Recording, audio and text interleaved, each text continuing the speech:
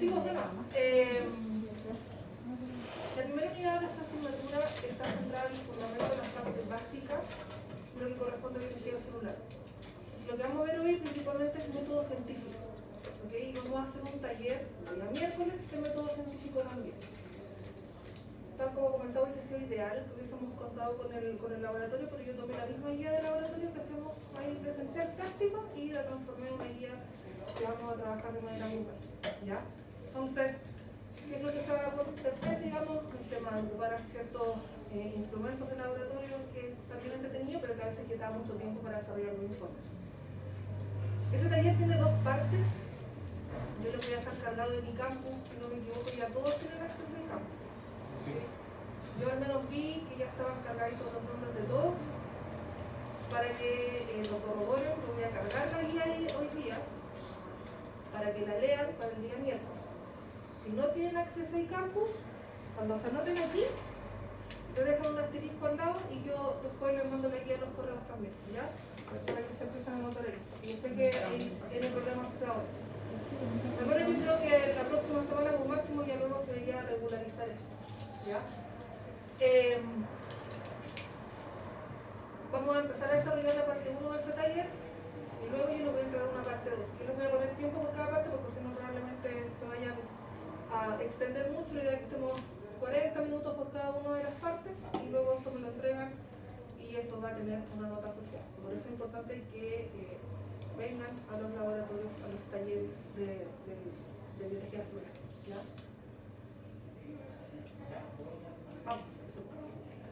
Vamos, no, que tengo que perderlo antes. Ahora vamos a agarrar. Así. Bueno, unidad 1 entonces, biología como ciencia, métodos científicos, hipótesis, teorías, leyes, análisis de la información, cuadros, tablas, gráficos básicos. Y esto, bueno, ahí está el taller. ¿Por qué es importante esto? Eso me dice ya, pero ¿para qué vamos a ver método científico? Bueno, cuando ustedes estén en cursos más adelantados, van a tener que aplicarlo sí o sí, en especial cuando lleguen a la etapa de su tesis. Van a tener que aplicar el método científico, van a tener una asignatura de metodología de investigación de todas formas, donde van a profundizar el método científico y toda su etapa, ahora lo vamos a ver de manera general, pero luego no solamente lo van a volver a repasar, sino que también lo van a tener que aplicar, en especial cuando hagan su tesis, para que puedan, creo que son cuarto año, para que luego hagan su actividad práctica. Y nosotros probablemente nos vamos a volver a topar el próximo semestre en un curso de búsqueda hidrográfica, que también es importante para todo lo que corresponde al método científico. Bueno, comencemos entonces, nuevamente, conceptos generales. Biología, ciencia empírica que utiliza la experimentación y la lógica para responder las preguntas según desde la observación. Eso es muy importante que lo tengan presente, cuáles son las características. Y estas palabras claves son las más importantes: experimentación, lógica y también observación, ¿ya? Entonces, frente a eso, nosotros habitualmente hacemos diferentes tipos de observación en nuestro día a día.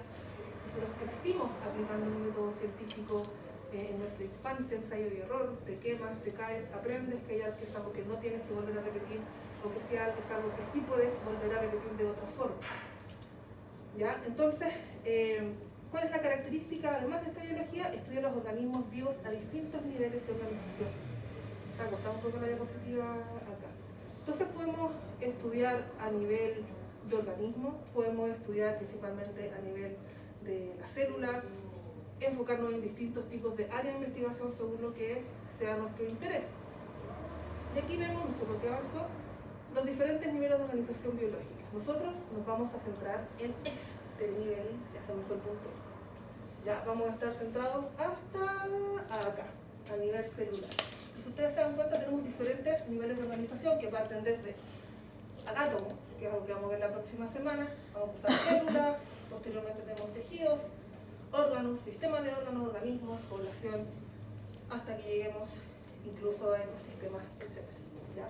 Entonces, cada uno de estos niveles de organización son importantes porque si falla uno, falla el resto. Y cuando ustedes tengan más adelante fisiología o fisiopatología, asumo que van a tener, se van a dar cuenta y van a volver a aplicar todos los contenidos que veamos en biología celular.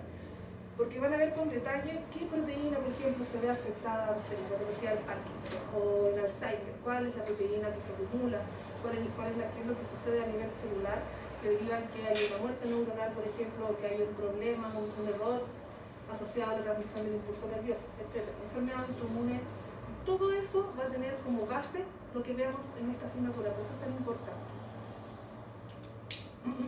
Y es en base a eso que podemos estudiar o podemos ver diferentes ramas de la ciencia.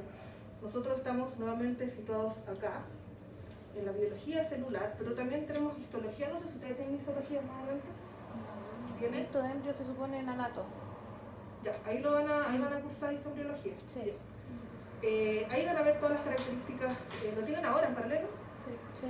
Perfecto. Todas las características histológicas van a ver cuáles son las conformaciones, por ejemplo, el tejido óseo, los osteoblastos, los osteoblastos, los tecitos, etc. Y puede ser que den incluso por hecho algunos contenidos que vamos a estar viendo de manera paralela. Fisiología también es algo que van a tener, anatomía es algo que van teniendo, veo que tiene una fusión, entonces entre anatomía, histología y embriología. Genética, biología del desarrollo, genética de población y citología en sí. Nosotros nuevamente vamos a estar centrados a este nivel, vamos a abarcar tanto los átomos, oxígenos, los diferentes tipos de moléculas, de macromoléculas que conforman nuestro organismo y para qué son utilizadas, cuál es la función que tienen. Y nos vamos a asociar principalmente a las células, cuál es la característica de la célula, cuáles son los organelos que la conforman, cuál es la estructura que presenta. Y ustedes más adelante, cuando tengan fisiopatología, van a poder deducir, por ejemplo, como les comentaba, que debido a alguna falla en un nivel específico, no sé, por el plegamiento de alguna proteína o la estructura primaria de una proteína se va afectada y eso afecta a la célula en su totalidad. ¿Ya?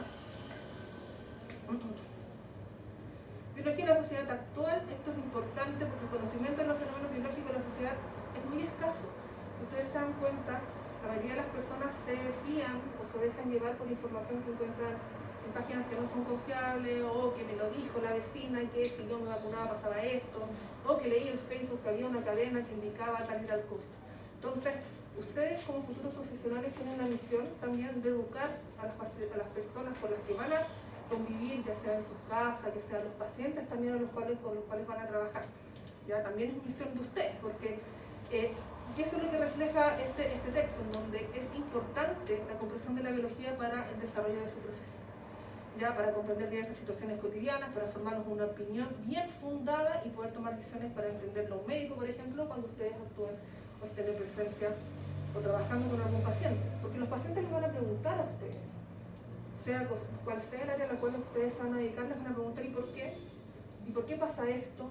Yo hago clases, por ejemplo, de terapia ocupacional y ellos tienen estudios de fisiopatología para terapia ocupacional y tienen casos clínicos, que son como un examen que ellos hacen de candidatura, en donde les colocan un caso clínico y tienen que explicar, no sé, ACV, recuerdo. Y les preguntaban qué es un ACV, qué sucede en el ACV. Y bueno, pasa esto, pasa lo otro, pero ¿por qué? ¿Por qué pasa esto? ¿Por qué mis células, ustedes me dicen que las células se murieron, por ejemplo? ¿Por qué las células se murieron? Hay personas que no les interesa saber mucho, pero hay personas que sí quieren saber más y ustedes tienen que tanto poder responderle de la manera más simple posible para que lo puedan entender, pero también porque es parte de su profesión, ¿ya? Opiniones fundadas y que puedan responder a las preguntas relacionadas con la biología, etc. Ya, eso ya lo que acabo de comentar. Biología nuevamente es una ciencia.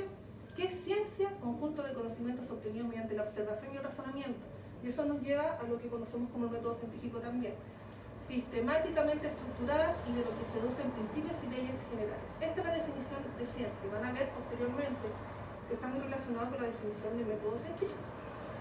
¿Y qué es la biología? Bueno, la biología también es una rama de la ciencia, hay muchas ramas de la ciencia, y lo podemos definir también como un método para descubrir información confiable sobre la naturaleza. ¿Ok? Información confiable, ¿qué es eso?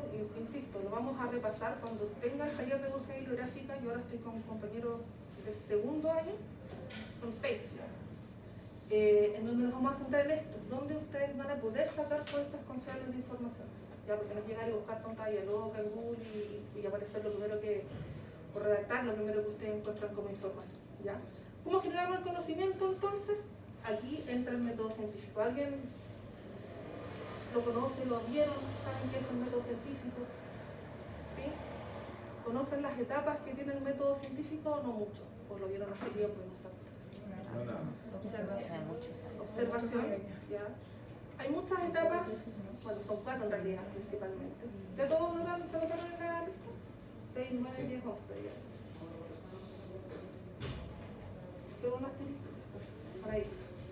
Bueno, entonces, en ciencia se utiliza el método científico. Cada uno de los artículos científicos que ustedes en un futuro vayan a leer o que yo les pueda entregar durante el semestre aplica o requiere el método científico.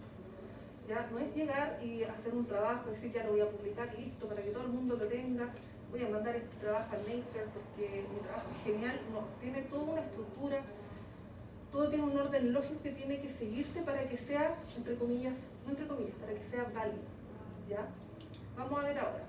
Método, que es un método, modo ordenado de proceder para llegar a un resultado o fin determinado, especialmente para descubrir la verdad y sistematizar los conocimientos. El método lo podemos aplicar en muchas partes, no sé, por la forma en que uno cocina, por ejemplo, una receta, lo pueden aplicar como un método de cocinar algo, como un queque, lo que sea. Ustedes tienen una forma ordenada de seguir esa receta, ¿no? Pero si nos centramos en que el método científico es el camino para poder llegar o crear, la palabra crear es un poco extraña, sino que es un camino que nos lleva al conocimiento. Método de investigación usado principalmente en la producción de conocimientos en la ciencia. ¿Ya? La información que yo les vaya a entregar ahora en las siguientes clases, cuando hablemos de qué es el citoesqueleto, cuando hablemos de cuál es la unidad funcional, o sea, cuando hablemos del sarcómero, cuando hablemos de la actina, de la miosina, el proceso de contracción muscular, que es muy importante para ustedes como futuros kinesiólogos, ha sido redactada o ha sido publicada y está en conocimiento de todos nosotros debido a la aplicación del método científico también. Evidentemente no es algo que lleve 10 años de desarrollo, sino que lleva 60, 70 años en constante producción. ¿Ya? Entonces, pensemos un poco y dice, ¿cómo percibimos y describimos la vida? ¿Cómo ustedes pueden describir ciertas cosas o darse cuenta de que algo sucede? ¿Qué creen ustedes? ¿Es algo que es subjetivo o es algo que es objetivo? Si yo les pregunto por algún proceso en particular, ¿ustedes algo que lo van a, o cómo van a percibir dos personas alguna tendencia política, algún caso que se presente en una noticia? ¿Ustedes creen que eso es algo objetivo o que es algo subjetivo, la opinión que tengan al respecto? Subjetivo. Subjetivo, ¿cierto? Porque está netamente relacionado a lo que yo pienso o considero al respecto. ¿Cómo estudiamos la vida? ¿Son la percepción y la descripción un método adecuado? ¿Yo puedo dar por hecho algo que no siga un método científico? ¿Creen ustedes que lo puedo hacer así? ¿O que nosotros como personas percibimos de manera distinta alguna situación? Todos lo percibimos de manera distinta, ¿cierto? Entonces, a eso hace alusión esta ilustración que está acá. Que dependiendo de uno ve las cosas, la percepción de la realidad puede ser bastante distinta, ¿no? Entonces, hay algunas personas que acá ven 4 fierritos, 4, 1, 2, 3, 4, como esta persona acá ve 3, ¿cierto? Que es finalmente una ilusión óptica. Entonces, a pesar de que uno diga, no, es que yo estoy segura que veo 4, si yo cuento 4, va a llegar otra persona y dice, no, es que yo cuento 3. Entonces, ¿cómo podemos nosotros unificar esto? ¿Cómo podemos sistematizar y decir, ok, no son 4, no son 3, son 5, por ejemplo, aplicando lo que conocemos como el método científico? ¿Ya? Es una manera de poder estandarizar, de poder sistematizar, de poder ordenar el conocimiento que se está generando. ¿Ya? Entonces, si la realidad es subjetiva, ¿cómo la podemos estudiar? Y eso, nuevamente, ya se lo respondí, utilizando el método científico. ¿Okay? Este método científico se caracteriza por tener 4 etapas. Ojo, ustedes tienen el primer control del método, el primer control de taller es el método científico. Estudien esto que está acá. Obviamente esta clase es lo que se va a hacer, lo que va a ser considerado. Y lo vamos a reforzar también en el taller que tengamos la próxima semana. Bueno, a ver para allá, si no se me vaya. Primera etapa, observación. ¿Ya? No se les vaya a olvidar esta etapa. Segunda etapa, supuestos contrastables. Tercera etapa, experimentación, control de variables. Y cuarta etapa, conclusiones. Si ustedes buscan complementar esta información, en la web van a encontrar que hay diferentes organizaciones del método científico. Algunos lo van a ver como 5, algunos incluyen la hipótesis como una etapa aparte. Quédense con esto que está acá, pero evidentemente, si ustedes responden, hacen una prueba, un control, y lo que responde está bien, me va a dar lo mismo que hayan puesto 4 etapas que hayan puesto 6. ¿Ya? Lo importante es que estén las etapas como. Entonces, en la primera etapa es la observación. ¿Qué hago yo en ese proceso? Bueno, defino y planteo un problema que sea de mi interés. qué es lo que yo quiero estudiar, por qué lo quiero estudiar y por qué me parece importante a mí, por qué es interesante, es innovador, es algo que va a cambiar el curso, por ejemplo, de alguna terapia en la cual ustedes vayan a trabajar más adelante. Ustedes pueden, por ejemplo, esto lo van a hacer cuando estén cursando su tesis más adelante. Ustedes ven que hay una terapia muy innovadora que está funcionando, no sé, para alguna patología específica que lo que ustedes trabajen. O sea, ustedes tienen como de la parte neurológica, ¿cierto? O sea, consideremos que hay una persona que tuvo una ACV y que está en un proceso de rehabilitación y requiere el apoyo kinésico, ¿ya? Entonces ustedes leyeron que hay una terapia que es súper innovadora en el extranjero, leyeron los artículos asociados a esto, y bueno, ¿qué puedo hacer yo? Puedo implementarla y quiero ver si es que en los pacientes acá en nuestro país también es útil o no. Que funcione en Argentina no quiere decir que vaya a funcionar acá, porque tenemos características sociodemográficas que son completamente distintas, ¿no? De la dieta, de la cultura que tenemos, somos muy distintos. Entonces ustedes plantean un problema. Luego de que plantean un problema, formulan una hipótesis. Y una de las partes las falencias mayores que uno puede darse cuenta es esta. ¿En qué es una hipótesis? ¿Cómo ustedes van a plantear una hipótesis? En el taller de la próxima semana van a plantear hipótesis. Tienen que plantear dos hipótesis en base a un tema que yo les voy a entregar. ¿Ya? Vamos a ver más adelante cómo se plantean hipótesis, qué son. Comprobación de esa hipótesis. Yo voy a plantear una hipótesis en específica y luego tengo que comprobarla. ¿Y cómo voy a comprobar esa hipótesis? Bueno, hago los experimentos. Cuando hablo de experimento no me refiero a ir a un laboratorio necesariamente a hacerlo, sino que puedo hacer una encuesta si quiero validar una hipótesis, como pueden hacer ustedes más adelante. Puedo aplicar una terapia X, puedo probar un fármaco y ver cómo actúa sobre un grupo experimental y un grupo control, etc. ¿Ya? No se refiere a estar en el laboratorio como tal. Luego tenemos una etapa en la que tenemos que ver si es que con los experimentos que yo hice y los resultados que obtuve, puedo corroborar la hipótesis que planteé. Luego de que yo termine todo, puedo decir, la verdad es que sí, yo corroboro lo que yo planteé inicialmente. Yo planteé esta hipótesis y todos los resultados indican que yo estaba en lo correcto. Pero puede pasar que yo no esté en lo correcto. Y si no es así, no quiere decir que todo el trabajo que hicieron está malo y que no van a aprobar su tesis, que perdieron 6 o un año de su vida, no. No es problema que ustedes rechacen la hipótesis. Pueden decir, la verdad es que yo lo planteé de una forma y me equivoqué. En realidad los resultados que obtuve son mucho más interesantes y mucho más innovadores e interesantes que lo que yo pensaba originalmente. ¿Ya? Entonces no es problema en ese sentido. Si yo compruebo esta hipótesis, bueno, puedo plantear una teoría, de aquí puedo sacar también diferentes tipos de conclusiones. Y si no, rechazo la hipótesis y la vuelvo a formular. ¿Ok? Método científico implica nuevamente hacer observaciones y formular preguntas. Nosotros como científicos, ustedes también formulan diferentes tipos de hipótesis de acuerdo a estas observaciones y luego desarrollan experimentos controlados para poder acceder a datos y poder analizarlos. ¿Ok? Y esos resultados que ustedes obtienen finalmente pueden ser la base para que otro grupo de investigación diga, oye, que el grupo de trabajo, no sé, de la Universidad SEC, de estudiantes de kinesiología, descubrieron esto, hicieron esta estrategia y llegaron a esta conclusión. Entonces, la verdad, yo puedo tomar ese resultado que ellos tuvieron y decir, yo también creo que junto con lo que ellos plantean, si yo sumo esto, voy a obtener algo que es mucho más grande, por ejemplo. Entonces, la misma información que ustedes van entregando y generando puede ser utilizado por otros científicos para llevar a cabo diferentes investigaciones. Eso es lo ideal. La verdad es que a veces es muy competitivo el área, muchos se concentran solamente en un área de investigación y poder trabajar de forma conjunta a veces es más complejo. Si el mundo de la ciencia es bastante competitivo. Entonces, observan, a partir de esa observación ustedes piensan, plantean ciertas ideas, después de eso formulan una hipótesis acá entre medio, ¿cierto? Experimentan para poder confirmar o rechazar la hipótesis que ustedes plantean. ¿Ya? Y en base a eso ustedes comunican, son muy felices porque lo que terminaron su trabajo de investigación, terminaron su tesis, la pueden publicar si es que eso es lo que a ustedes les interesa. Pueden, y si no lo publican, pueden hacer muchas cosas que hacen sus compañeros son trípticos informativos, cápsulas informativas, videos que puedan estar disponibles para la población en general respecto a algún tema en específico. Y todo eso es comunicar los resultados que ustedes obtuvieron aplicando un método científico, ¿no? O el mismo proceso de empastar su tesis y hacer el CD y dejarlo en la biblioteca da paso para que otros compañeros puedan tomar esa tesis y utilizarla como base. Entonces, observación es el primer paso del método científico. ¿Cuáles son las características de esta? Descripción de un hecho que ustedes van a analizar. ¿Qué es lo más importante de esta etapa? Es que ustedes esta palabra es importante, recopilar la mayor cantidad de información que sea posible. Si ustedes para plantear un marco teórico o dar un sustento a lo que están planteando tienen que leer 100 artículos, se los van a leer. Que 100 es poco. Probablemente terminen leyendo 200 artículos y leyendo 4 capítulos de un libro. ¿Ya? Todo va a depender de la temática en la cual ustedes estén trabajando. ¿Ya? Mediante el uso de los sentidos e instrumentos de medición.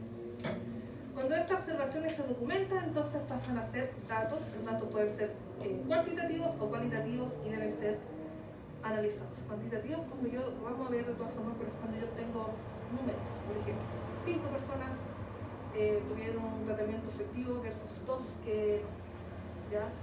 Cuando es cualitativo podemos hacer diferentes tipos, por ejemplo, de entrevistas, como es la percepción de las personas sobre algún tema en particular. ¿Okay? A partir de la observación se pueden plantear diferentes explicaciones posibles a lo que ustedes hayan observado. Y es en base a eso que ustedes van a plantear un proceso. Y aquí la parte más importante de este planteamiento del problema es lo que corresponde a la pregunta de investigación. Ustedes observan algo, algo que les llama la atención o el área en la cual ustedes están trabajando con algún tutor más adelante, y el tutor les dice, oye, es que me he dado cuenta que la mayoría de mis pacientes cuando están sometidos a este tipo de estrés, por ejemplo, reaccionan de tal forma. Y yo creo que puede ser por esto. O yo creo que si aplico tal intervención puedo obtener una mejoría en ciertas características. Entonces te dice, bueno, trabajemos en conjunto y ves tú qué puede ser. ¿Cuál sería la explicación a lo que estamos observando? De ahí es cuando ustedes comienzan a estudiar, a leer artículos, muchos artículos, y van a plantear una pregunta investigativa. ¿Por qué pasa tal cosa? ¿Por qué la persona responde de tal manera frente a tal estímulo? En esta etapa, revisan entonces ustedes también esta literatura científica, indaga y discute acerca de ese tema de investigación. Las tesis acá son de como de 3 o de 2 personas, pero no me equivoco. Muy pocos casos son de 1. Luego de que ustedes reconocen el problema, este problema deben acotarlo lo más posible, ¿ya? Y debe ser presentado de manera rigurosa. Cuando ya recolectaron toda la información, puede delimitar este problema y puede especular sobre diferentes causas posibles y da paso para que podamos plantear una hipótesis. ¿Qué es una revisión bibliográfica? Quizás no han escuchado, quizás si no lo han escuchado lo van a ver ahora. El proceso de revisión bibliográfica hace alusión a que ustedes van a revisar mucha bibliografía, ¿ya? Y revisando esa bibliografía van a poder acceder a toda la información que comentamos inicialmente que se basa en la observación, ¿no? Entonces van a poder investigar y van a hacer una amplia revisión bibliográfica. Van a leer diferentes artículos según el área en que estén trabajando, de obstetricia, de kinesiología, de enfermería, etc. Hay diferentes revistas asociadas para eso. Revistas especializadas. Ustedes el próximo año van a ver cuáles son las bases de datos que se ocupan principalmente en el área kinésica. Está la base de datos Pedro, está también PubMed, está Medline, está en Clinical Keys, que también pueden utilizar para buscar información. ¿Cuánto tienen inglés ustedes? Ayer. ¿Ahora? ¿En este semestre? Ayer. Semestre. Ya. Bueno, porque los chicos que tuve clase ayer de búsqueda bibliográfica me dijeron que en inglés vieron mucho de esto. Tuvieron que buscar papers en inglés, evidentemente, y lo buscaron en ciertas bases de datos. Entonces, cuando tengan cerramos el próximo año, si es que lo hagan conmigo, van a tener un poco más adelantado. ¿Ya? Y ahí se van a dar cuenta cuando el profe les hable al respecto. ¿Ya? Se recopilan antecedentes teóricos para conformar un marco teórico actualizado que sirva de base para proponer una hipótesis coherente con cierta lógica científica. ¿Por qué es importante el planteamiento del problema y la observación y la revisión bibliográfica como tal? Porque finalmente todo lo que ustedes plasmen en su marco teórico es lo que va a permitir darle una base, un fundamento a su trabajo. Si ustedes presentan su trabajo en seminario 1, que lo tienen en 4º año, creo, sí, en 4º año, y lo presentan a la comisión, donde va a estar su jefe de carrera, Eduardo, va a estar el coordinador Esteban, y va a estar, no sé, una profesora de seminario, en este caso la doctora Roxana, y ustedes llegan con un marco teórico que no es adecuado, que no tiene los aspectos que ustedes debieron abordar, les van a decir, ¿saben qué? Lo siento mucho, pero reprueben el ramo y lo hacen mejor. Entonces, si ustedes no hacen esta búsqueda y no llevan a cabo esto, toda su investigación no va a tener el sustento necesario para que pueda avanzar. ¿Ya? No van a avanzar a la siguiente etapa, que es llevar a cabo los experimentos específicos. Se buscan metodologías y técnicas aplicadas por nuestros investigadores del sector que nos preocupa, que pueden servir de modelos para seguir o para modificar. Muchas veces que ustedes planteen una problemática o una hipótesis no quiere decir que tengan que inventar la rueda y hacer todo de cero, sino que las metodologías para llevar a cabo un ensayo ya están descritas en la literatura. Solamente tienen que buscarla, ver cuáles son, ver si se adecúa a lo que ustedes están buscando. Pueden hacer ciertas modificaciones evidentemente, lo más importante es que también tienen que citarlo como corresponde, porque no es que a ustedes se les haya ocurrido, sino que lo sacaron de otro lado. Hipótesis. Esta es una de las partes que más cuesta, y espero que tengan todo el punto completo en el taller. Suposición de algo posible o imposible para sacar de ello una consecuencia de trabajo. Perdón, una consecuencia. Se establece provisionalmente como base de una investigación que puede confirmar o negar a la vez. Claro. ¿Qué es importante de esto? Que es una respuesta posible a una pregunta.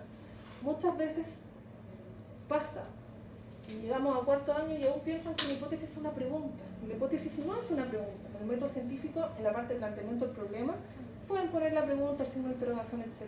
La hipótesis es una respuesta a algo. ¿Ya? Una respuesta es una afirmación. Una explicación tentativa que de alguna manera puede ponerse a prueba, pueden surgir más de una hipótesis y cada una deberá ser probada experimentalmente para ser aceptada y resultados. Vamos a ver unos ejemplos súper básicos cotidianos para que los podamos comprender más. Tal como mencioné anteriormente, esta hipótesis no necesariamente va a ser la respuesta correcta. Si ustedes llegan o finalizan su trabajo y se dan cuenta que la hipótesis que plantearon no era lo que ustedes, o no se corrobora, da lo mismo, insisto, no se acaba el mundo, lo pueden reformular. Es una posible explicación que podemos corroborar o comprobar experimentalmente para ver si es correcta o si no, proponemos otra y listo. ¿Ya? La manera en plantear una hipótesis puede tener un gran impacto en el hecho de que sea válida o no. Eso es muy importante. ¿Eso que era muy importante en la posición? Que la forma que ustedes van a plantear la hipótesis va a ser relevante al momento de que si van a poder validarlo o no. Y eso está asociado principalmente a que la hipótesis finalmente es algo que tiene que ser alcanzable. Ustedes plantean, por ejemplo, como hipótesis súper extrema, corroborar si Dios existe o no, probablemente su tesis nunca lo van a poder responder, porque no van a tener la forma de experimentar para poder corroborar si efectivamente existe o no. ¿Se entiende? Entonces, cuando ustedes plantean una hipótesis, tiene que ser alcanzable con las cosas y los materiales que tengan a disposición en ese momento. Cuando hagamos el taller la próxima semana va a ser lo mismo. Yo les voy a entregar un contexto guiado, obviamente voy a estar ahí con ustedes van a plantear una hipótesis y con todos los ensayos que vamos a ver en ese taller deben ser capaces de responder si es que la validan o la rechazan. Si no, plantearon mal la hipótesis. Ya tienen que saber responder esa hipótesis o dar una respuesta con los que tengan disponibles. ¿Ya? No todas las explicaciones se pueden considerar una hipótesis, porque para que una hipótesis sea válida debe ser comprobable y refutable. Es lo mismo que les comentaba ahora. Ustedes tienen que tener la capacidad de poder validar esa hipótesis, decir sí, estaba en lo correcto o no, la refuto o no era lo correcto. Pero para eso tienen que tener los medios para poder corroborar. Ya tiene que ser algo realista que puedan alcanzar, tanto en tiempo, económicamente, etc. Ejemplo 1, la hipótesis es que el helado de mango es más rico. ¿Qué creen ustedes al respecto de esa hipótesis? Sí. Bajo tu punto de vista puede ser más rico, pero puede ser que a otra persona no le parezca más rico el helado de mango, ¿cierto? No es una buena hipótesis porque no existe un experimento que pudiera corroborar esta declaración y mostrar que es falsa. Yo puedo decir que el helado es más rico, pero sería de manera subjetiva en la cual yo lo voy a poder corroborar, ¿cierto? Y probablemente llegue a la conclusión de que a pesar de que a mí me guste, al resto no les va a gustar. Entonces no es una buena hipótesis. Dos, la gente piensa que el helado de mango es más rico. ¿Cambia la cosa, no? Sí. ¿Qué cambia? ¿Qué es lo que yo le agrego? ¿Qué cambia? Si yo digo el helado de mango es el más rico, ¿a quién lo voy a enfocar? ¿Quién me va a responder esa pregunta? La gente. Pero acá no dice que Ah, no. no, La no, Es que arriba no. dice la afirmación. Claro. Y abajo- hipótesis sigue siendo una afirmación. Pero acá yo estoy diciendo que el helado de mango es más rico, pero ¿para quién? Para el No animal, se para puede mí como comprobar. ser humano, para... personal. Pero ahí no dice que yo creo que es más rico. Lo digo, para mí el helado de mango es más rico según yo. Ahí está afirmando. Es algo que es una No sé. afirmación, pero que no van a poder corroborar porque no está Comprobarla. bien acotada la hipótesis. Claro. ¿Ya? Ejemplo 2. La gente piensa que el helado de mango es más rico. Vamos mejorando, Ahí se ¿cierto? puede comprobar. ¿Es refutable? ¿Puedo refutarlo? Sí. Porque puedes realizar un experimento en el que preguntes a muchas personas cuál es su helado favorito. Claro. Dejo que yo podría ser mucho más estricta aún y decir qué gente. Lo vamos a acotar en alguna región en nuestro país o voy a entrevistar a personas de la China, de Uruguay, Paraguay para que me respondan esta encuesta. Yo podría decir incluso las personas de Pedro y Cerda consideran que el helado de mango es más rico. Y lo puedo corroborar con lo que piensan las personas de La Florida, de Peñalolén, de Puente Alto, etc.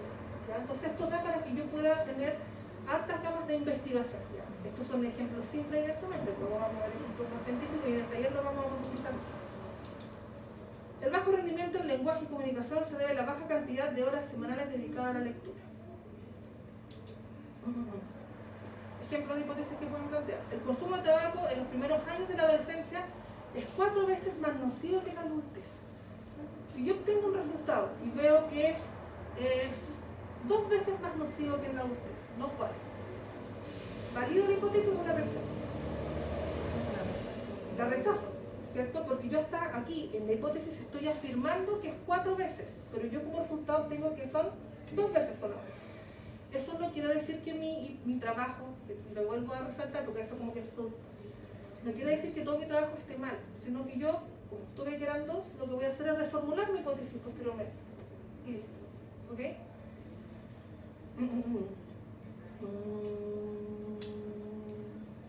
El bajo rendimiento de lenguaje y comunicación se debe a la baja cantidad de horas semanales dedicadas a la lectura.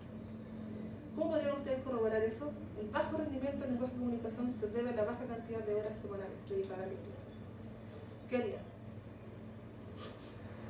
Yo debería cuántas horas realmente se reparten la semana, pero hay que acotar el rendimiento de quién. De Claro, la gente que le vaya mal el lenguaje habría que ver cuántas horas dedica a la lectura. Puedo corroborar, o debería poder comparar, ¿cierto? Tengo que ver primero el rendimiento que tengan las personas. Cuando me dijeron eso, que deberíamos ver qué persona está bien, porque podría ser de primero básico a cuarto medio, o podría acotar a una enseñanza básica o una enseñanza media.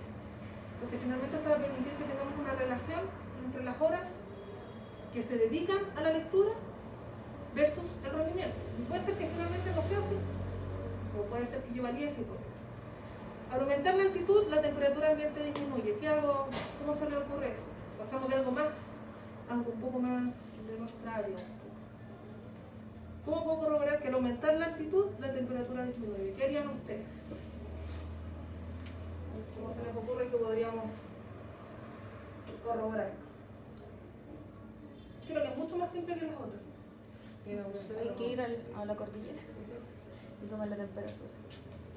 Ya, pero iría a una zona de la cordillera o iría a más zonas de la cordillera. O sea, se compararía en la base de la cordillera con la... Habría que decir Eso, que eso es lo que deberían hacer. Una forma tentativa de poder, o una metodología tentativa que puedan ocupar. Entonces ustedes plantean en su metodología que van a medir la temperatura cada 100 metros, por ejemplo. Entonces van en la base y van subiendo y van determinando en cada 100 metros cuál es la temperatura. ¿Ok? Puede ser que disminuye, puede ser que también, como ya van a subir a gran altitud, pues aprovechemos de tomar, no sé, el oxígeno, ya de determinar la presión, por ejemplo. Estas son cosas que ya están determinadas, evidentemente, que uno sabe ya de base, pero que no quiere decir que no puedan estudiarse o que podamos decir que hay un nivel de contaminación que es mucho mayor, por ejemplo, en invierno, o que hay alguna zona que se ve altamente influenciada por otros factores medioambientales que pueda alterar quizás la temperatura, que pueda disminuir más aún los niveles de oxígeno dentro de lo normal que está descrito. ¿Ya? Entonces, después que ustedes plantean la hipótesis, le van a poner a prueba, que es en base o se relaciona a lo que acabamos de hacer. ¿Cómo voy a llevar a cabo, cómo voy a demostrar que la hipótesis que planteé es válida o no? O si la refuto. Para eso eso puede hacer experimentos. Como les comentaba, pueden estar en el laboratorio como él, que está dejando la embarrada o todo eso, total. O también pueden ir a terreno, pueden hacer encuestas, pueden... Una de las tesis, siempre le pongo ejemplo de sus compañeros, por ejemplo, fue determinar los factores de riesgo cardiovascular, perdón, se me ocupó el lenguaje ortográfico, los factores de riesgo cardiovascular de los estudiantes de kinesiología de la Universidad SEC. Entonces lo que ellos fueron fue plantear que, o determinaron, no me acuerdo qué factores, si fumaban, bueno, factores tanto modificables como no modificables, si fumaban o no, cuánto tomaban, si hacían ejercicio o no, el peso del diámetro de la cintura, el peso, MC, etc. Calcularon y para eso reclutaron a las personas. Entonces llamaron, hicieron un llamado por correo, ahí media jefe de carrera, etc.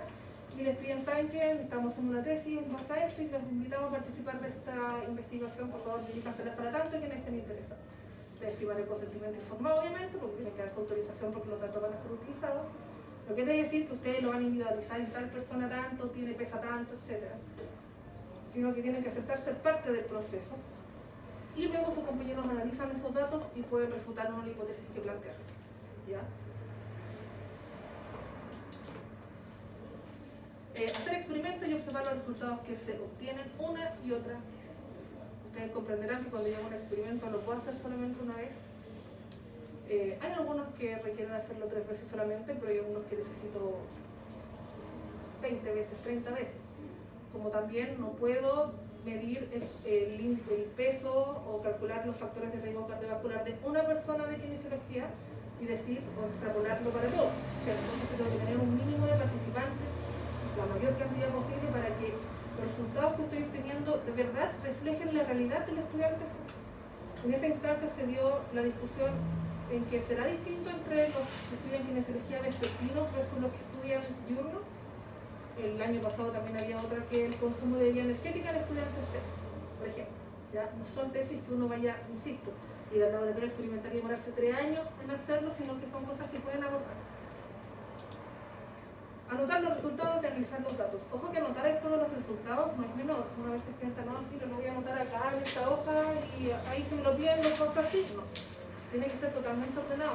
Porque pueden venir, los pueden auditar y si ustedes no tienen hasta los cuadernos por número de página, puede ser rechazado su trabajo. ¿Ya? Experimentación, nuevamente ustedes llevan a cabo o ponen a prueba lo que ustedes están planteando. ¿Ya? Realizar una serie de experimentos en los cuales el investigador crea deliberadamente condiciones específicas para producir la observación en cuestión. Es decir, que ustedes tienen la capacidad de poder manipular ciertas variables. Aquí se pone un poco más engorroso. Según la naturaleza de investigación, el científico diseña un experimento usando las técnicas más adecuadas. Evidentemente tengo que ocupar un equipo necesario que me permita calcular, no sé cómo son como los pliegues, o una balanza que esté calibrada para determinar el peso de una persona, no ocupar cualquier balanza que encontremos en algún lado, y ocupar siempre la misma. No me van a pesar a mí en una y a sus compañeros en otra, porque puede ser que haya diferencia entre ambas balanzas, ¿no? El propósito del experimento es determinar la relación causa-efecto existente entre una observación y una variable. Las variables pueden ser dependientes o independientes y lo vamos a ver ahora. ¿Alguien tiene una pregunta hasta ahora? Observación, planteamiento de problema, hipótesis. Hipótesis lo vamos a presentar en el taller, de todas formas. ¿Alguien tiene alguna duda? No está complejo hasta ahora. No es tan complejo. Esta primera unidad, pues esta clase yo creo que la más relajada. La siguiente ya son átomos, tipos de enlace, ya más biológico. Sigamos entonces. Variable independiente, y esto es importante porque muchas veces uno se confunde la variable independiente de la variable dependiente. Y el momento en que tienen que hacer un gráfico, ya todo se va a la vez y no calza con lo que vimos anteriormente. ¿Ya? Aquella variable cuyo valor no depende de otras variables. No depende de otras variables. Esta variable independiente es modificada por el científico durante los experimentos para restar el efecto que esto tiene en otra variable denominada variable dependiente o variable, no sé, resultado. Por ejemplo, yo estoy planteando evaluar cómo una dieta puede influir en el peso de una persona, dieta X, ¿ya? ¿Cuál creen ustedes que sería la variable independiente de eso, o dependiente? Como una dieta se puede ver reflejada en una variación de peso, por ejemplo.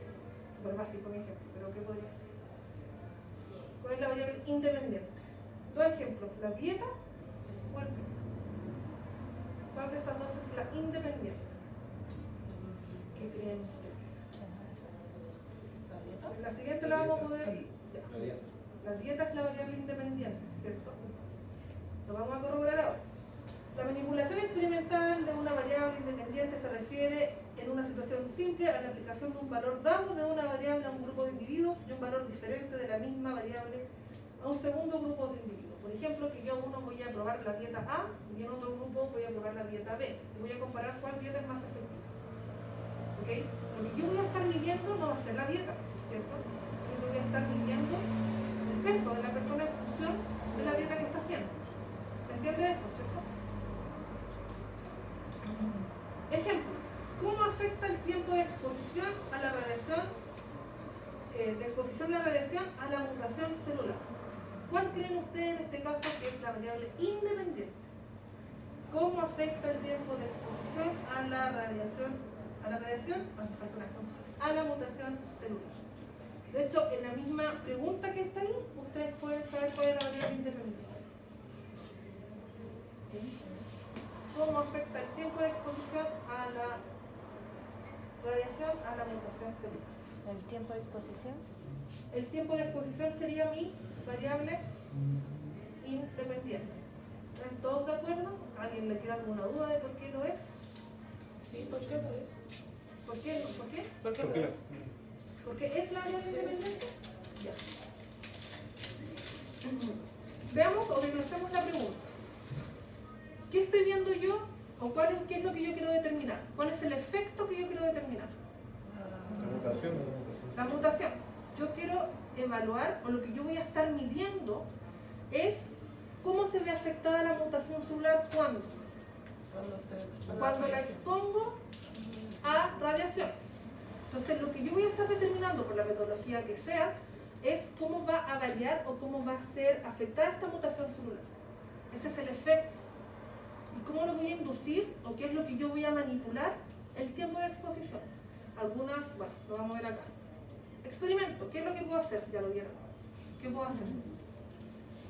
Antes de que lo... Ya lo leyeron, pero sigamos. En dos grupos poner uno una exposición y el otro otro tipo de exposición. Ya, ¿de qué cosa? De la radiación. Ya, pero ¿qué ocuparía? Como no sé, 5 minutos dentro de la Ya, exposición. pero ¿sobre qué lo evaluaría? ¿Qué modelo ocuparía? ¿Qué tomaría? ¿No me van a tomar a mí? ¿Me van a poner una sala como esta? Hay muchos que entran a las salas de cultivo y no se dan cuenta que está lo de Un tejido. Tejidos, células, ¿cierto? Si ustedes quieren trabajar en eso, es factible, uno puede tomar ciertas biopsias, que finalmente lo que se puede hacer, o tomar muestras de tejidos, se disgregan y se separan este tejido. Digamos que los tejidos son muchas células que trabajan en conjunto.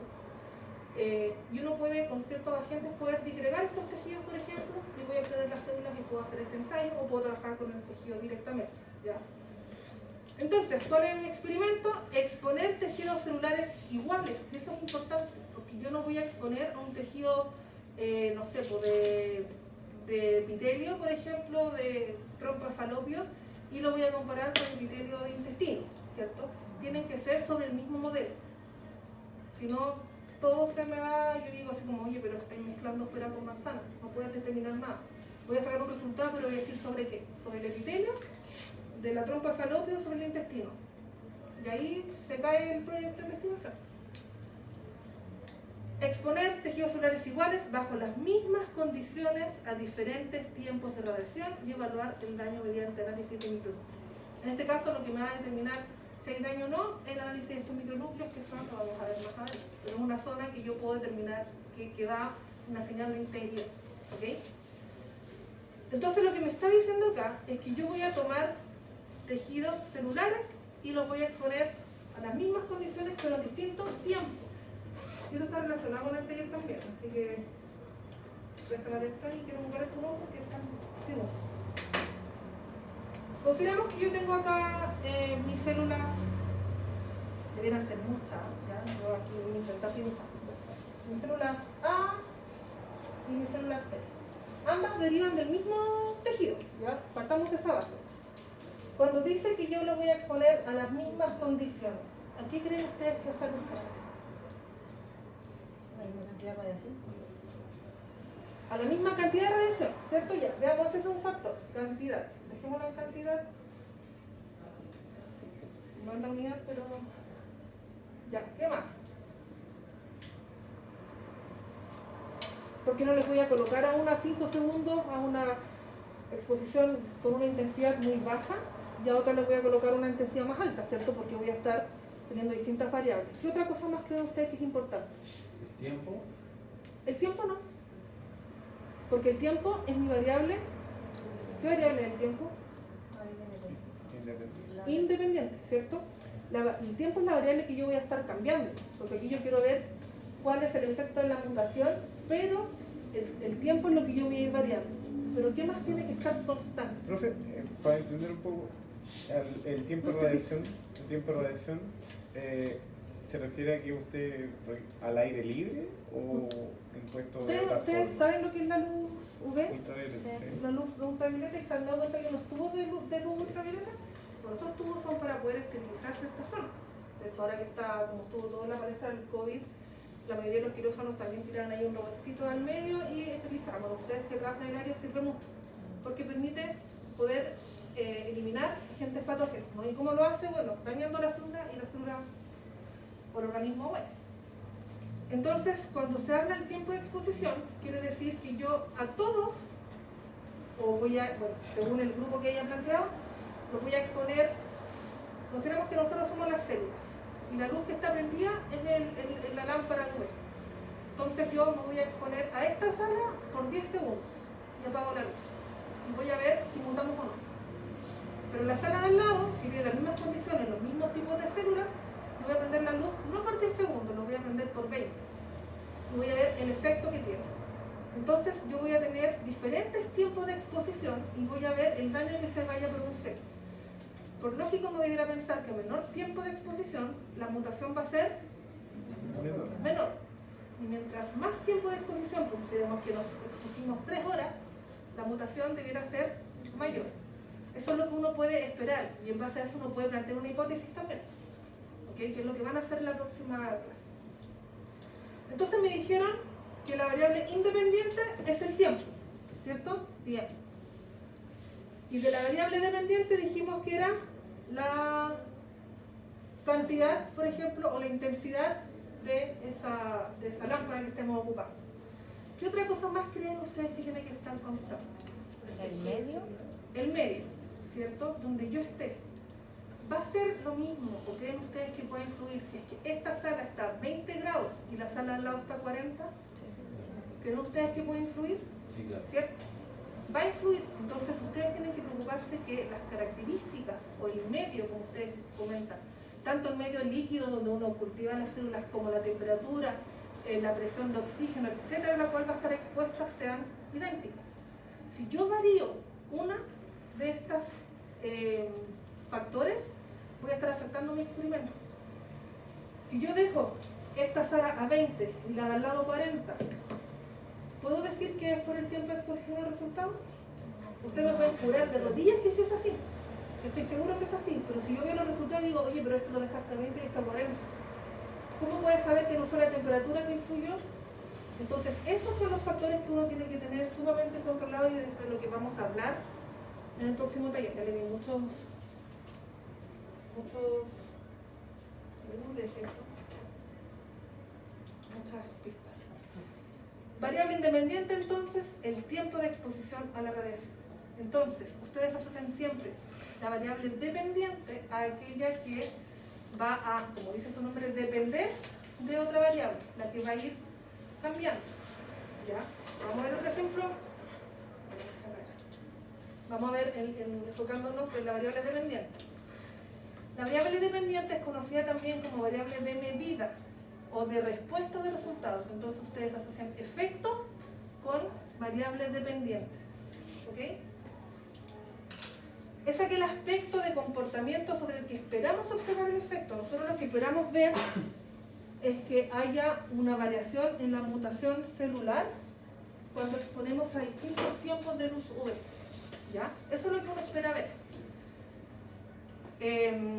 ¿Cómo era? Aquí el aspecto de comportamiento sobre el que esperamos observar el efecto de la variación sistemática de la variable independiente. Entonces yo voy a poner en un gráfico mi variable tiempo, voy a colocar 10 segundos, 20 segundos, 30 segundos, 40 segundos y en mi otro eje voy a colocar el efecto. 30% mutación celular, 40% de mutación celular, que fue lo que obtuve como resultado y que yo finalmente medí. ¿Cómo afecta el tiempo de exposición a la radiación a la mutación celular nuevamente? Exponer tejidos celulares iguales bajo las mismas condiciones a diferentes tiempos de radiación y evaluar el daño nuevamente mediante análisis de un producto. En este caso es la variable dependiente, específicamente el daño que se produce por esta exposición. ¿Ya? Por el ensayo de micronúcleos es la variable dependiente. ¿Cuántas células con micronúcleos hay en cada uno de los tejidos irradiantes? ¿Ok? Es importante que conozca la diferencia entre variable independiente y variable dependiente. ¿Ok? Si yo quiero evaluar, por ejemplo, el efecto de un fármaco X sobre la proliferación celular, quiero ver si es que yo con el fármaco, si es que el fármaco X permite que haya una mayor cantidad de células, número de células en comparación al fármaco Y. ¿Cuál es mi variable independiente? El fármaco, el que yo esté utilizando, podemos hablar del fármaco, la concentración del fármaco, muchas otras variables, o el porcentaje, por ejemplo, de proliferación. ¿Cuál es mi variable independiente? El fármaco. El fármaco. ¿Se entiende? La variable dependiente es lo que va a ir cambiando según esto. ¿Qué debiera yo esperar? Que cambie el porcentaje de proliferación entre un fármaco versus el otro. Asocian siempre la variable dependiente con el efecto. La dieta, variable independiente, el efecto, el peso. Algún tipo de tratamiento en específico, en la variable dependiente, el efecto, entonces va a ser, no sé, por la resistencia que van a desarrollar cuando se someten a un plan de ejercicio X.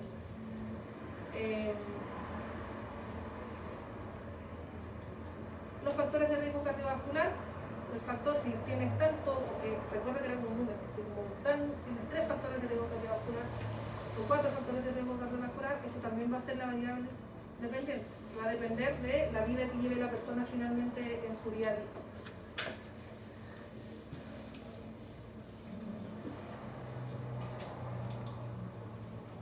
El científico obtiene los resultados de esta variable que depende de la otra según su diseño experimental.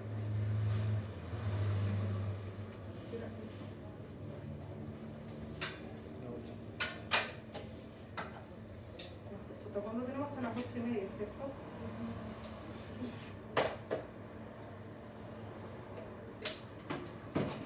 Experimentación y control experimental. ¿Qué es el control? ¿En qué consiste? Eliminar o bien neutralizar cualquier fuente de variación extraña capaz de confundir la acción de la variable de tratamiento. Pensemos entonces cuál puede ser mi control. ¿Qué creen ustedes? ¿Cuál podría ser mi control en el experimento que vimos anteriormente? ¿El medio? O sea, que de temperatura igual en cada sala. Eso es una variable que yo voy a estar controlando. Todas tienen que estar a la misma temperatura, pero no es mi control.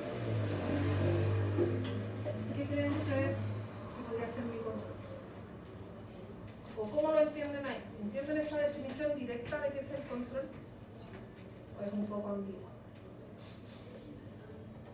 ¿Se han hecho exámenes de sangre alguna vez con cocaína? Sí. ¿Cómo saben ustedes si está alterado o no?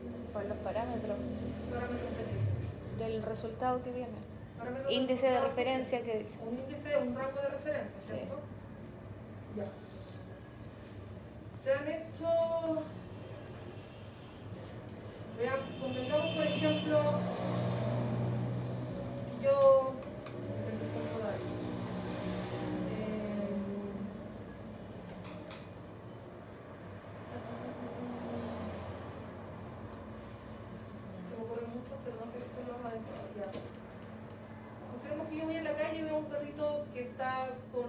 un poquito caído y que uno asocia siempre con qué enfermedad.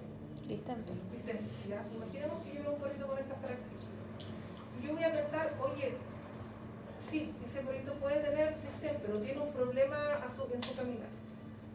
¿Cómo voy a saber yo qué sería distemper, por ejemplo? Digan ustedes la forma más rápida. O intenta explicarle a tu hijo que ese perrito es diferente al otro. ¿Cómo le explicarían a él que ese perrito tiene una enfermedad y el otro perrito no? O otro perrito no. ¿Ya le di la respuesta? Las características que desea. Las características que presenta ese perrito. Ya. Pero lo tienen que comparar respecto a algo. Al Porque sano. es un niño que nunca ha visto un perrito, nunca ha visto un perro. por ejemplo. A un sano. Con un Con un perro sano. perro que sea sano, ¿cierto? Entonces tú le vas a mostrar un perro que camina bien, versus otro perro que tenga distemper, que se fracturó un pie, no sé, lo que sea, que le va a costar más caminar. Entonces tú vas a tener un parámetro en el cual puedes comparar y decir, ah, sí, efectivamente, este perrito tiene algo. Porque si yo veo un perro que está sano, son características que son bastante distintas. ¿Cuál creen ustedes entonces que podría ser un control en base a lo que vimos ahora?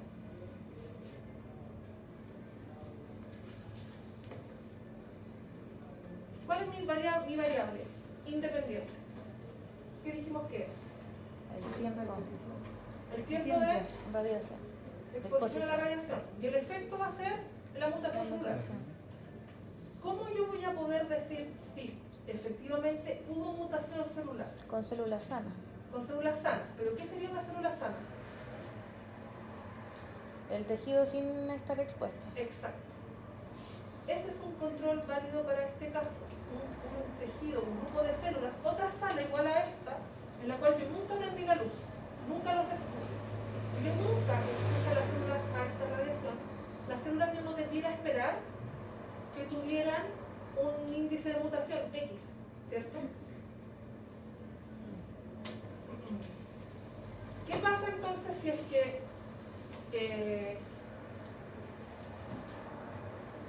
no sé si se ve mejor con la luz, ¿cierto? 2 segundos de exposición versus 10 segundos de exposición. Yo hago un gráfico, ¿ya? Y calculo el porcentaje de mutación. Porcentaje, ya hagamos el porcentaje. Y acá yo veo que el porcentaje de mutación fue de un 10%. Y acá yo veo que es un 30%. ¿Puedo decir que con 10 segundos de exposición tengo mayor mutación que versus 2 segundos? Sí. ¿Por qué sí? Por el dato. ¿Qué dato falta? El del sano. El del sano. El tejido sano. Yo acabo de decir 30-10, perfecto, pero ¿respecto a qué? Tengo que compararlo siempre frente a un control.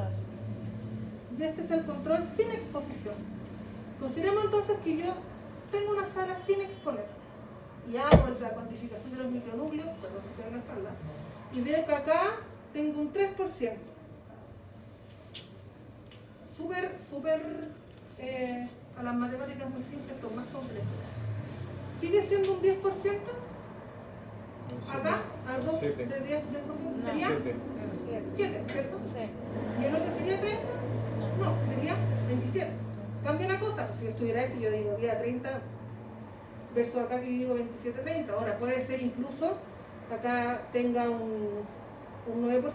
Y ahí sí que se nos cambia harto la información, ¿cierto? Los resultados que yo voy a obtener. Que tenga un 9% acá, ¿qué quiere decir? ¿Qué esperarían ustedes? Porque puede darse ciertos resultados. ¿Qué esperarían ustedes? Se supone que sería tejido sin exposición. Ya.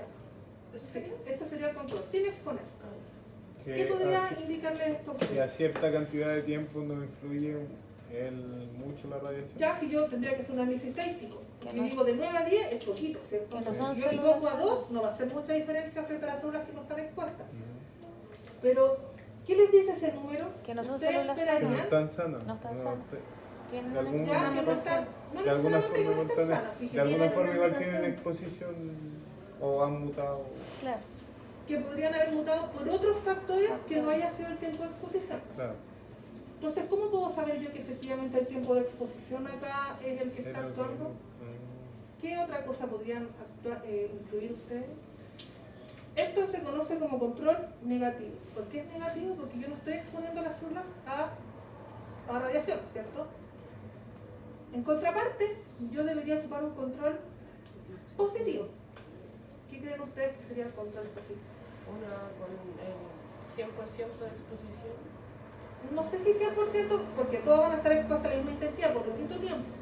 Pero lo que yo debiera hacer es buscar, según la literatura, por ejemplo, algún modelo o algún fármaco que yo sepa que es o que pueda derivar en mutación celular. No necesariamente puede ser la exposición, puede ser algún fármaco que ya esté comprobado, corroboradísimo, que induce mutación.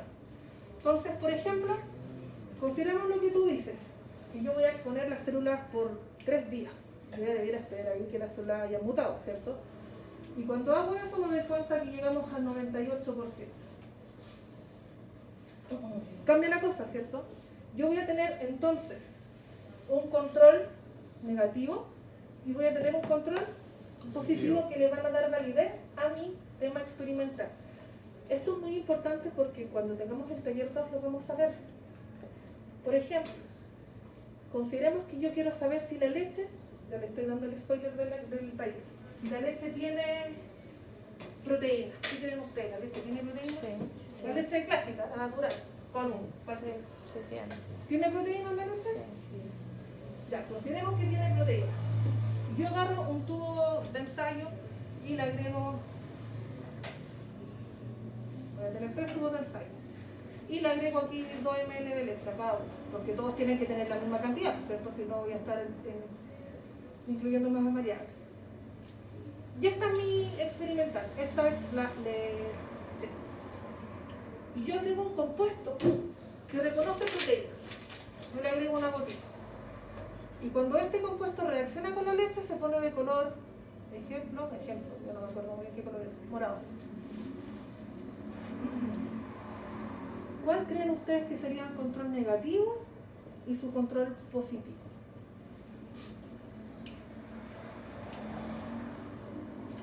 Negativo ¿Sin? ¿Sin qué? Sin proteína. Sin proteína me dicen uno, ¿ya? ¿Por qué creen ustedes que es sin proteína?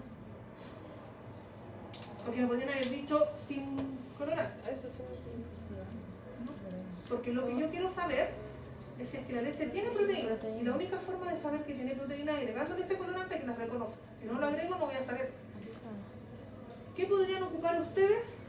¿A qué solución le agregarían esta misma gotita, pero que no tuviera proteínas? ¿Qué es lo más clásico? Leche vegetal. Leche vegetal puede ser, pero hay muchos factores porque tiene muchos componentes. Y algo mucho más simple que ustedes beben todos los días debieran de beber. Agua. Agua, ¿cierto? Generalmente uno ocupa agua destilada en los experimentos. Agua. Pero nadie debe destilar, ¿ya? ¿Por qué es mi control negativo? Porque yo, al agregar este compuesto, no debiera esperar ningún cambio de color. No debiera esperar que se pusiera morado, ¿cierto? Si el agua se pusiera morado, chuta, estamos frente a un problema. Porque puede ser que esto esté malo, o que mi agua esté contaminada y justo no se le eche mucha proteína. O sea, que es posible que un poco viable. Teniendo este control, yo voy a decir, la leche se puso morada porque efectivamente tiene proteínas. Porque si yo lo comparo con mi tubo de al lado, veo que es negativo, ¿cierto? Ya, bacán. Positivo. ¿Qué podría ser? ¿Qué ocuparían ustedes como control positivo? ¿Cuál es la base de eso?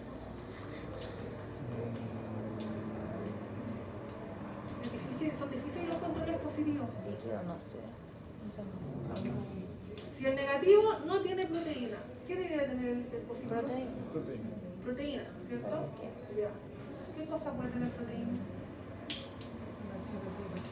Ya, puede ser un batido proteico, sí, pero un batido proteico no solamente tiene proteínas, tiene muchas cosas más. Hay un alimento que es rico en proteínas, que uno lo puede separar en 2 cosas, que lo comen bastante. ¿La carne? No, la carne es más difícil porque Sí, voy a no. ver si se tendría que molerla, hacer un proceso súper grosso tampoco. También puede tener, tiene proteínas sí, pero ¿qué sería más fácil? El huevo, ¿cierto? Si yo tomo la clara del huevo, la puedo agregar en este tubo, que es lo que haríamos en la práctica. Me encantaría, voy a ver si me puedo robar reactivos para hacerlo. Si yo coloco ahí pura clara de huevo y le agrego esta agente, este colorante, ¿debieran esperar ustedes que se ponga morado? Sí, pues. Sí, ¿cierto? Porque tiene proteína, lo sabemos. Sabemos que tiene proteína. Entonces yo voy a tener aquí a la pobre leche entre medio, que es la que está siendo juzgada, y voy a ver que por un lado la voy a comparar con algo que no tiene proteínas. Y voy a decir, bien, porque el control negativo salió bien. Y por otro lado voy a corroborar con el control positivo. ¿Y qué podría hacer yo si tomo la leche y el control positivo? ¿Creen ustedes que van a tener la misma intensidad de coloración? ¿Será este morado más débil que este? ¿O serán exactamente igual de morado? ¿Qué creen ustedes que influye eso si tuviéramos que discutir? Discutamos. ¿Qué creen ustedes? ¿Van a ser iguales o uno va a ser más morado que el otro? ¿Más morado? ¿Cuál sería más morado que el otro? El huevo.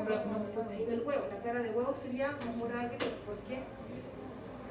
¿Cómo lo podrían explicar ustedes? Por la densidad.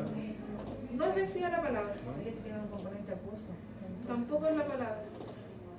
Porque tiene menos componentes que la leche. Menos componentes de la leche. Está menos tiene menos diluido. componentes de partida, porque la leche de partida ya tiene un grado de turbidez más blanca, es diferente a la clara de huevo, ¿cierto? ¿Pero qué dijeron recién? Está menos diluido. Menos diluido. ¿Qué quiere decir? Si está menos diluido, ¿qué quiere decir? Denso. No es denso. Menos agua. Más Concentrado. concentrado. Tiene una mayor concentración. Ojo, la palabra no es cantidad de proteína, es concentración porque hablamos sobre un volumen en específico. Tiene mayor concentración de proteínas respecto a la leche. ¿La leche tiene proteínas? Sí. ¿Tendrá la misma concentración de proteínas respecto en comparación al huevo? No. Entonces yo voy a tomar mi leche y la voy a corroborar y la voy a comparar. Voy a decir, es positivo, tiene proteínas, porque tiene un color morado. Me van a decir, ya, pero no es tan intenso como el del huevo, da lo mismo. Porque yo les estoy preguntando cuán concentrada está la leche, o la proteína en la leche. Le estoy pidiendo que me digan si es que hay o no. Y como está relativamente morada, si la comparo con esto, sí tiene. Distinto es si es que yo someto, por ejemplo, a la leche a un proceso de denaturación. Consideremos que hiervo la leche, no sé, le agrego algún compuesto que lo que haga es romper la proteína. ¿Esperaría yo que me diera positivo si rompo las proteínas? No, ¿cierto? Porque voy a estar disgregando lo que va a estar reconociendo este agente. ¿Ya? Ya nos fuimos un poco en la volada, pero cuando tengamos la clase de macromoléculas lo van a comprender más con fundamento el por qué esta gente reconoce algunas proteínas, por qué no reconoce las que están denaturadas. Lo mismo que las enzimas. Hay ejemplos clásicos ¿alguno come como hígado de pollo o la panita? La clásica panita, ¿la has visto? La coman o no. Hay ejemplos clásicos de eso, que si ustedes toman una porción de panita y le agregan agua oxigenada, ¿saben ustedes qué pasa? Si alguien tiene agua oxigenada en su casa, alguna vez tiene una varita al frente suyo, echen una varita de agua oxigenada. Sale una gran cantidad de burbujas. Esa burbuja es porque hay oxígeno y eso está relacionado porque en el hígado como tal hay una gran cantidad de organelos que tienen una función específica que es la de transformar, lo vamos a ver más adelante, el agua oxigenada, conocida como peróxido de hidrógeno. No dice agua oxigenada, pero lo correcto es peróxido de hidrógeno. Y produce agua y oxígeno. Entonces cuando ustedes ven burbujas o espuma, son las moléculas de oxígeno que se están generando esa reacción. ¿Ya? Eso sí voy a tratar de traerles para ese tema. Entonces vamos a ver en 2 clases más todas esas características que hacen factible poder reconocer ciertas moléculas. ¿Les queda claro entonces la variable dependiente y la independiente? ¿Segurísimos? No. ¿No? Perdón, ¿No es que yo soy más de... tienen que repasarlo, No, pero sí.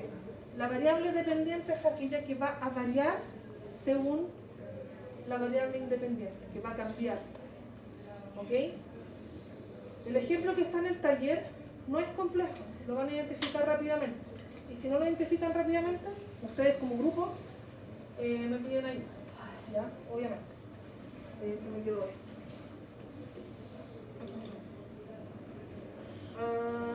Fuente de elección extraña, capaz de confundir la acción de variable de tratamiento, etc. Realmente, junto con poder darle validez al experimental, a la leche que habíamos visto, al control que yo, al experimento que estoy haciendo, también sirve para poder indicar que nada extra está afectando mi experimento. Si mi agua diera positiva, puede ser que el colorante que estoy agregando a este malo, y eso afecta a todo mi experimento, obvio. O puede ser que el agua que estoy jugando esté contaminada, y eso afecta a todo mi experimento también. Entonces, tener un control sano y que actúe o que responda como debiera ser, da validez al experimento que estamos realizando. ¿Ok? Para que los resultados tengan validez, es indispensable realizar un control estricto de las condiciones de experimentación a fin de evitar una contaminación del experimento por variables intervinientes que interfieran sobre los resultados posibles. ¿Ya? ¿Cómo afecta el tiempo de exposición a la radiación? Entonces, nuevamente, ¿cuál habíamos dicho que era el control? Las células Sin radiación. sin ser expuestas, que es como la célula va a estar en un estado basal, normal. El ejemplo anterior que vimos 9-10% es todo un tema teórico para poder discutir, ¿ya? Pero uno debería esperar que fuera un porcentaje muy bajo. Y ese porcentaje muy bajo, incluso a veces casi que no se pueda medir, o si hay algún porcentaje asociado a mutación solar, puede ser por características normales, entre comillas, o el curso normal que llevan a seguir las células en ese contexto. ¿Ya? Control experimental sería las células iguales condiciones pero sin exposición a radiación. Profe, disculpe. Sí. ¿Un control no sería también haber analizado las células previamente a exponerlas y verificar que estén todas... Exacto, súper bien. Eso también es algo que uno tiene que incluir dentro de su metodología. Puedes plantearlo, como les comentaba recién, o también puedes medir el antes y el después. No hay problema. Como también si tú expones 10 segundos y 20 segundos, tú en algún momento vas a tener que parar o hacerle algo a las células para analizar los micronúcleos. Entonces puedes tener un control que vayas a analizar inmediatamente después de que transcurran esos 10 segundos, como también un control inmediatamente después de que transcurran los 20. Entonces vas a tener un control para cada tiempo que vas a estar utilizando. Pero medir el antes y el después también es un factor que se puede utilizar. ¿Sí es?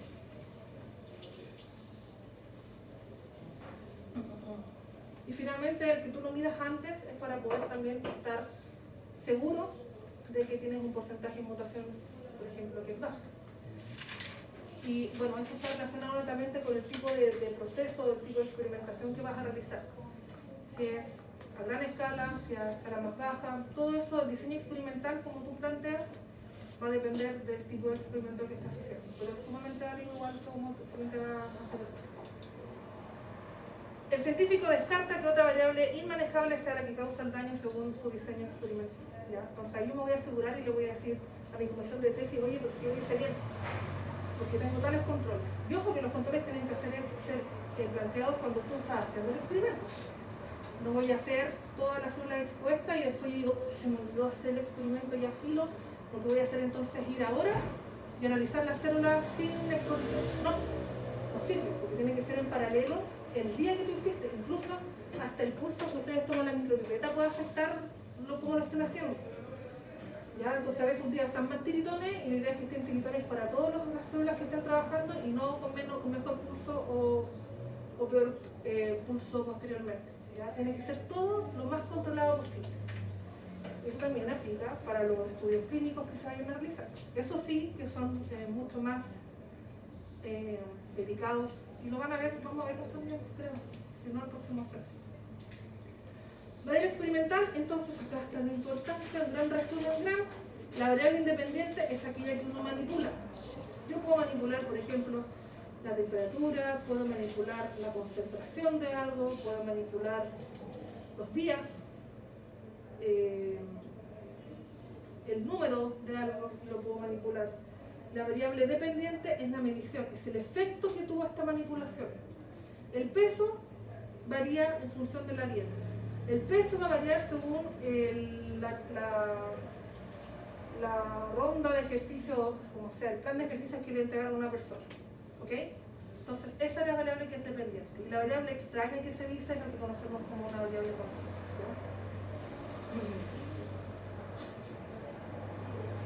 Nuevamente, la variable independiente es aquella que va a causar un efecto. Y el efecto es la variable independiente. ¿Ok? variable independiente entonces va a causar el efecto. En este caso, tiempo de exposición va a causar un efecto que es la mutación celular. ¿Ok? Luego de que ustedes analizaron, o sea, de que recopilaron esos datos, anotaron los números, tal porcentaje de mutación o tal número de micronúcleos, etcétera, lo que van a hacer entonces es analizarlo. Y el analizar es ver por qué obtuvieron esos resultados, por qué fue así, qué cosa puede haber, qué factor o cuál es la posible explicación para lo que ustedes obtuvieron. Cuando hagan su tesis y obtengan los resultados, ustedes tienen una sección que es de discusión. La discusión no es nada más ni nada menos que analizar y desglosar todas las cosas o todos los resultados que obtuvieron. Si ustedes están, por ejemplo, hablando de que hubo un mayor porcentaje de mutación cuando hubo mayor tiempo de exposición, bueno, me tienen que explicar el por qué. ¿Por qué creen ustedes que pasaría eso? Bueno, es que la LUPIB va a dañar directamente al ácido nucleico y el ácido nucleico. ¿Me van a explicar con pera y manzanas por qué creen eso? Y si no es lo que esperaban, también ustedes pueden decir, no fue lo que esperábamos, pero planteamos esto. Y esto se explica por tal y tal motivo, en fin, dan rienda suelta a su proceso de discusión. Entonces ustedes van a registrar de forma muy clara y para eso ustedes van a ocupar diferentes tablas de datos. Las tablas se pueden ocupar para organizar los datos, pero son mucho más decidoras o mucho más fáciles de analizar los gráficos. Mucho más fácil comparar A con B en un gráfico que A con B en una tabla, ¿ya? Porque visualmente ayuda mucho más. Las tablas pueden ser representadas de diferentes maneras con distintos tipos también de gráficos. Acá hay un ejemplo de tabla. Espero que ustedes cuando hagan su tesis tengan muchas tablas, muchos gráficos que puedan analizar.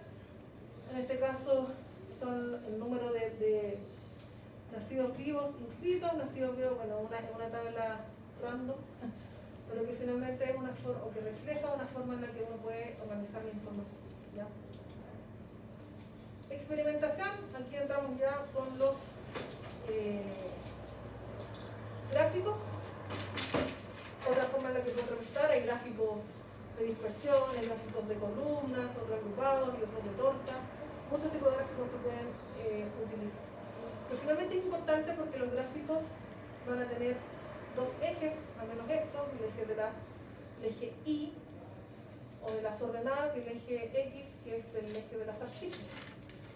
Curiosamente, no curiosamente, la variable independiente y la dependiente se grafican de una manera ordenada. Yo no coloco la variable independiente y dependiente en cualquier lado que se me ocurra.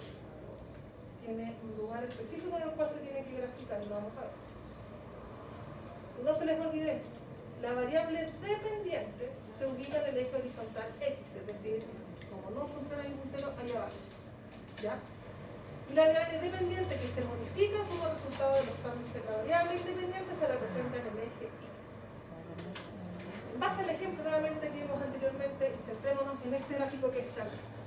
¿Dónde colocaría yo entonces el tiempo y dónde coloco el porcentaje de mutación? Y o X. El tiempo. ¿Qué variable era el tiempo? ¿La variable dependiente o independiente? Las dos dicen dependiente. Independiente, ¿cierto? El tiempo era la independiente. ¿Dónde lo coloco entonces? ¿En cuál eje? La independiente. Ahí está escrito. En el vertical. La variable independiente va en el eje vertical, Y, ¿cierto? Entonces acá, ustedes cuando vean gráficos suelen encontrar, no suelen, tienen que estar las unidades ahí. Y no solo unidades, sino unidades. O sea, segundos, minutos, horas, etc. ¿Ya? Y el tiempo es con T minúscula, con T mayúscula es la temperatura. Entonces tengo el tiempo acá. 0, ejemplo, 10, 20, 30. ¿Qué sería entonces este eje? No sé si este gráfico es el más óptimo para representar en este caso, pero ya estamos en el ejemplo. Porcentaje de mutación. El porcentaje de Mutación. mutación. ¿Ya? No es la mejor forma de poder representarlo entonces. Como borrador instruccional.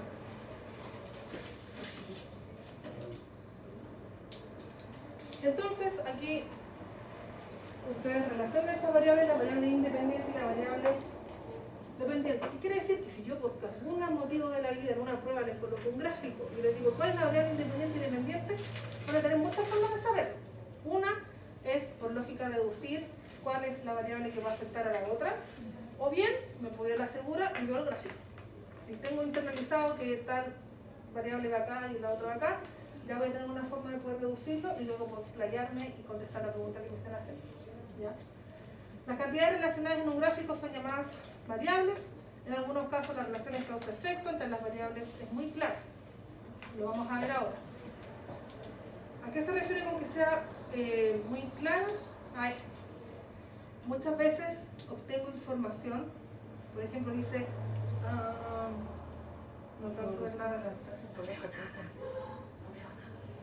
Bueno, estas son variables que actúan o que se mueven o varían de manera directa, es decir, que ambas van a ir aumentando, como también puedo ver variables que son inversas, que mientras una aumenta la otra disminuye. ¿Ya? Relación directa entre las variables quiere decir que el valor X aumenta y a medida que aumenta este valor va aumentando también el valor X. Profe, disculpe, ¿la puedo interrumpir antes que Sí. siga avanzando? Sí. Es que en las anteriores no entendí la explicación. No, más otra más. Ahí, ¿Esta? que dice la variable dependiente se ubica en el eje X. La variable dependiente se modifica como eso. Si yo tengo, por ejemplo, ¿cómo lo puedo indicar? La variable X, la variable independiente es aquella, nuevamente, que es la que deriva de algún efecto específico, ¿cierto? Que va a causar algo. Y esa variable independiente se va a graficar en el eje Y. ¿Ya? Lo más clásico que de estas variables es, o sea, a ver, inventemos algo. ¿Qué creen que se les puede ocurrir? El Y y el X. ¿Qué cosa depende de otra cosa? Hagámoslo como lo habíamos visto ahora. La variable dependiente habíamos dicho que era el porcentaje de mutación, ¿cierto?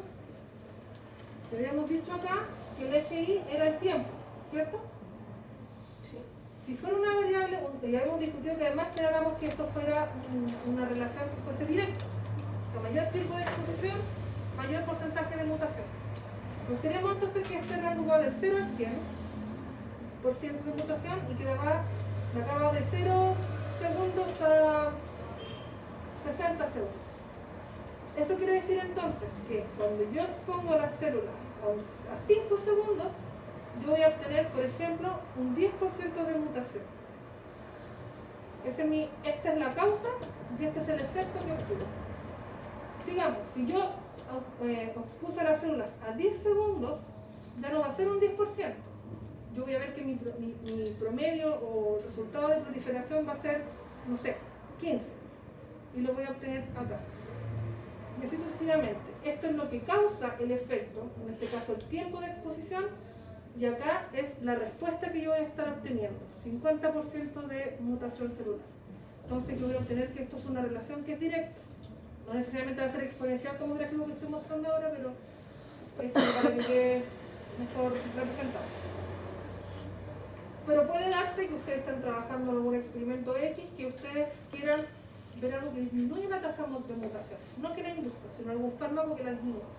Entonces, a mayor tiempo que se exponga a ese fármaco, que debiera derivar en una disminución de la mutación, yo debiera esperar el efecto contrario, por ejemplo. ¿Qué es lo importante de esto? Que ustedes sepan que acá se grafica la variable que es independiente y acá la variable dependiente. Cuando hagamos el taller, van a tener que graficar también. Entonces, si es que les queda duda al respecto, en el taller también las vamos a resolver. ¿Vale? Entonces, ahí en el taller van a tener que reconocer cuál variable es cuál y graficarla de la manera que corresponde. Los chicos, vayan a ver ¿cuántos son? 15 minutos.